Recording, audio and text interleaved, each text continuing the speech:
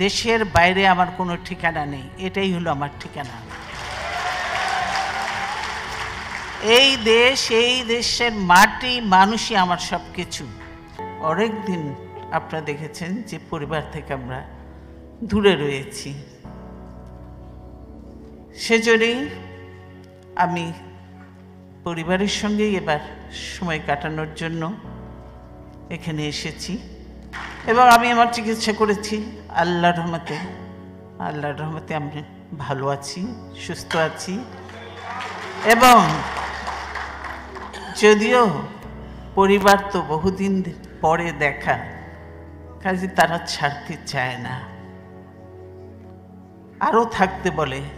কিন্তু আপনারা প্রত্যেকে জানেন যে দেশের কি অবস্থা, এবং এই মুহূর্তে আমাকে দেশে যাওয়াটাও প্রয়োজন, সেজন্যই আমাকে যেতেই হবে।